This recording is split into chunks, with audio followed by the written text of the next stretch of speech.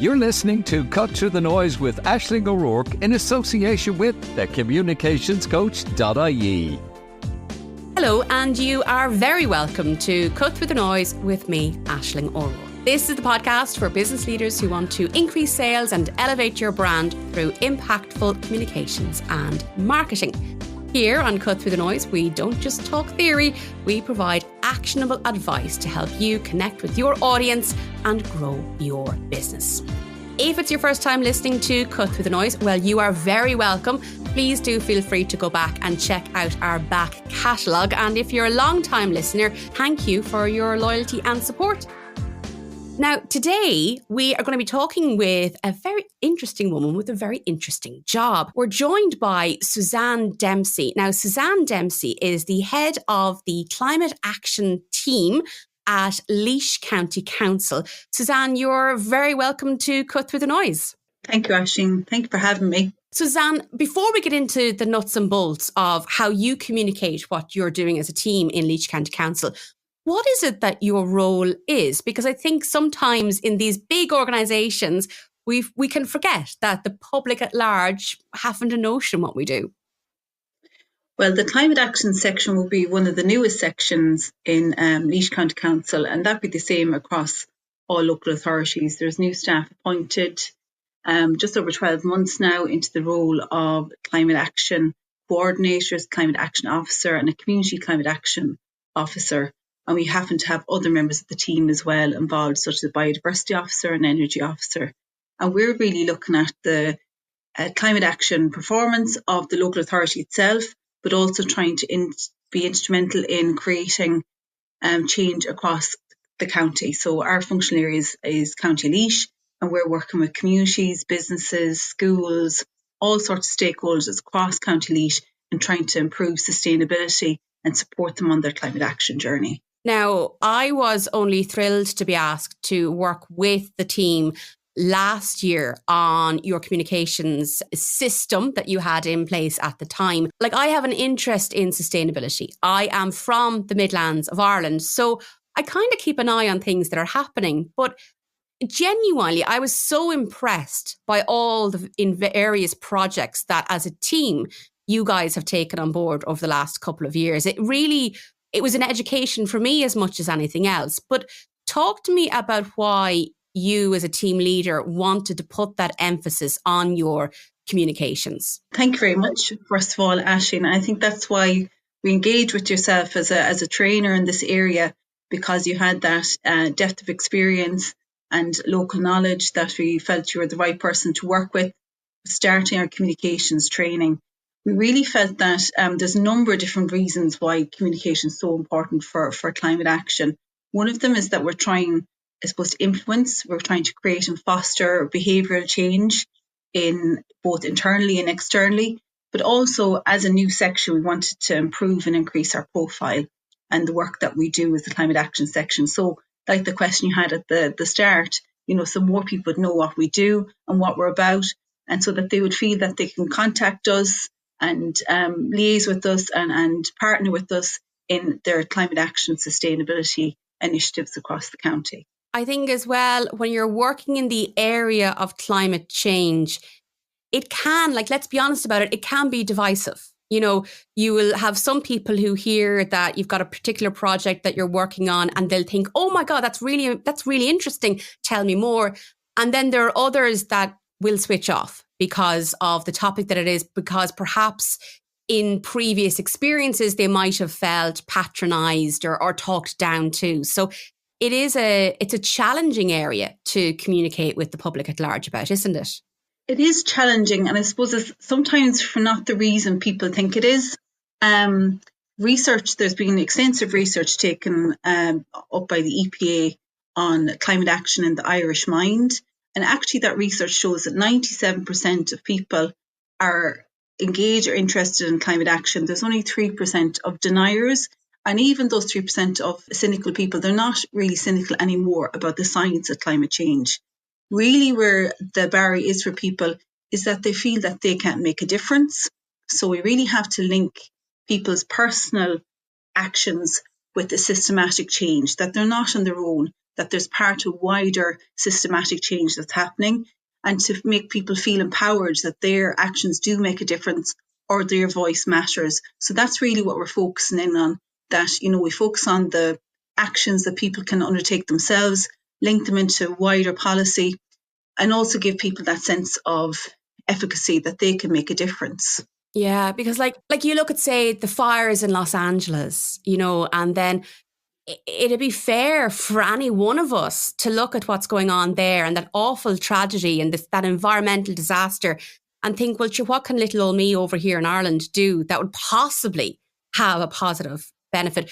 It can, I suppose, at times feel a little bit overwhelming, really, can't it?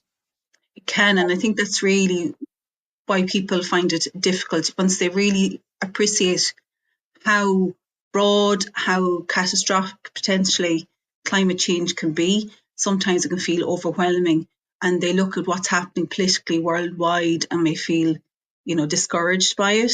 Certainly what's happening in America at the moment with the Trump administration, people can feel quite disenfranchised about it all.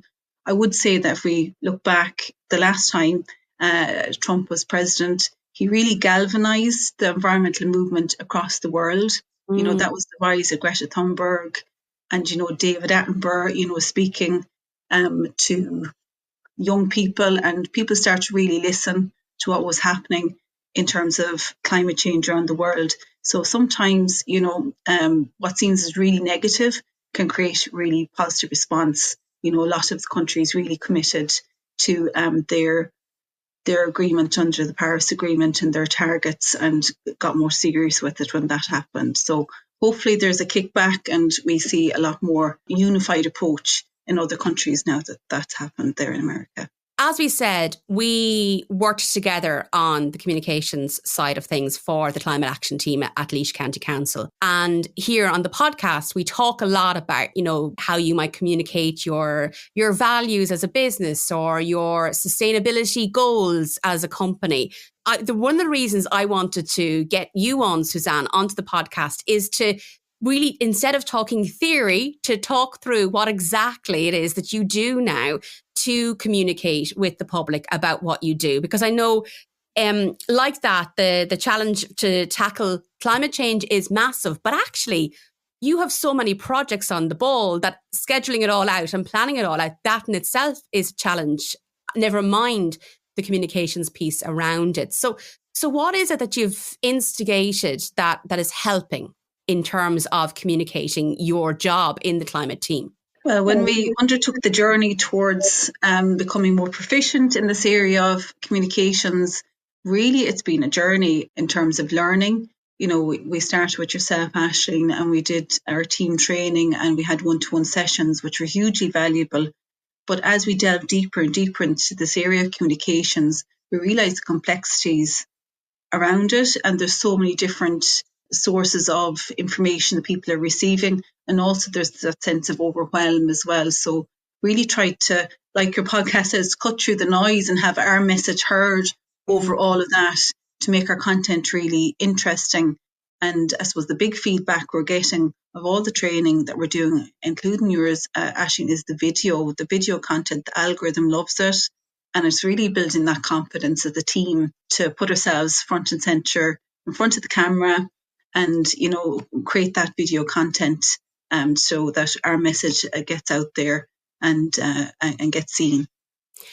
I have been doing this for a while now. And when I started working as the communications coach, the thoughts of putting myself on camera was just a no-no. It wasn't something. I went in originally into radio for many reasons, because I love radio and that's where my heart lies. But I definitely did not want to be a front of camera person. When I was studying journalism, I did not want to be on TV. But the world has changed, and we do have to practice what we preach, and we do have to put ourselves in front of camera, because actually people pay attention more when they see a face talking to them on screen, because it's more relatable. They can tell whether or not, well, for the most part at least, we can still tell, is it a real person or is it an AI person, and that human to human interaction, we just can't undervalue it.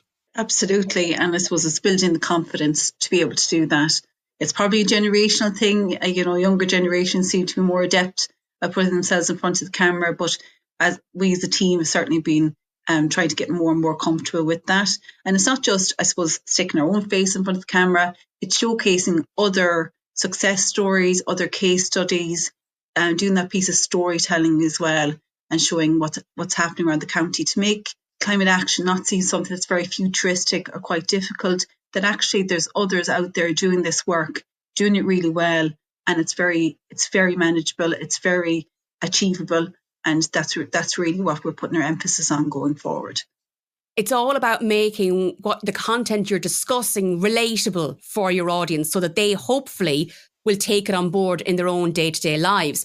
But you said there, the piece about putting yourself in front of the camera, what helped? Because I think a lot of people listening to this will think, yeah, I know what you're talking about. I know the algorithm wants video, but I just don't want to put myself on camera. So I'm wondering, what did help get you over that? I suppose it is work in progress. I wouldn't say that I'm au naturel in front of the camera quite yet, but it's all about practice. And we got some of the equipment as well to, plug in the mic so that our sound quality was better, and a selfie stick and all those kind of props really helped capture the on-camera stuff that bit better. And also just trial and error really. Working with it and trying to get the messaging really short. So sometimes it's plotting out what you're going to say ahead of time to make sure that you're hitting those points, because the videos have to be so short, and that's the hardest part to get right, is to get the information down to the 30 to 40 second mark. And that is keeping the algorithm happy. That can really be a challenge. How important though is consistency for you in your communication strategy now though? Because if we're constantly trying to keep the algorithm happy, we could run the risk of chopping and changing constantly. That's something we've really had to emphasize on, because communications, the usual press release and stuff that we're hitting out there, we do that as kind of a norm, but we really feel that we have to broaden out into the social media space that bit more, and particularly on LinkedIn, and we're going to start working on Instagram as well. So creating that content. So we have to factor it into our work plans. So as part of content planning is now on our Outlook calendar, that we create those videos on a regular basis, that we try to get out them consistently, twice a week. And then, make sure that we have that quality as well, that we're not just throwing out something for the sake of it, that we are getting that level of engagement. So we are building that into our communication strategy going forward. We just finished drafting our communication strategy. It took a lot longer than we expected. And that's because there's more to this than we ever knew about before we started the whole process. It's really been quite a steep learning curve. You think you know lots about communications because we're all consumers of media all the time. But when you're an actual content creator, it's very different. It's quite eye-opening. Has it been worth it? Definitely. Just based on the amount of feedback that we got shortly after working with yourself, Aisling, we had the Laois Climate Action Festival, and it was supposed to run for a week, and it went over 3 weeks. And the amount of feedback we got from, peers internally and other local authorities and from the general public was quite amazing. And we put a huge emphasis and effort in relation to our communications around that, and really implemented a lot of the skills and learnings that we got from the training. And, that it built our confidence as well in terms of creating that content. As a team leader, and I'm not going to cast aspersions on your team in particular, but sometimes convincing your team to buy on to a new way of working or a new methodology, it can be difficult. And I know, look, having worked with the team, I can say hand on heart, it's an amazing team at the Climate Action team in Laois County Council, a wonderful, genuinely wonderful bunch of people to work with. But as a team leader, what can you take away from the whole process now in terms of actually, when changes do come along and bring that communications piece into how you're communicating with the team? I suppose as a team leader, I have to create space and give people the time to be able to plan and create that content. It can't fall to the bottom of the list or be an afterthought. It has to be pre-planned and people need time to do that. So I have to factor it into people's workload and maybe reduce workload in other areas so they can produce the content. I suppose in regards to the work that we do, it's whereas we do not implementation of policy, an awful lot of initiatives. If people don't know about them, it really erodes the value of them. So we really have to create that sense of awareness and foster engagement, and that's through the communication. So we have to give it allotted the sufficient amount of time for people to be able to execute this properly. I think actually that's a really valuable point, because you know what, you might have gone off and done the training, but actually the team members need the time to learn themselves and to get used to the new way of working. And sometimes, with the best will of the world, we can get very enthusiastic about doing a new way of doing things or a new idea, but we have to make sure that we're bringing everybody along with us on the journey. Suzanne, how do listeners follow along with the climate action team at Laois County Council? How do we find out more about the work that you do?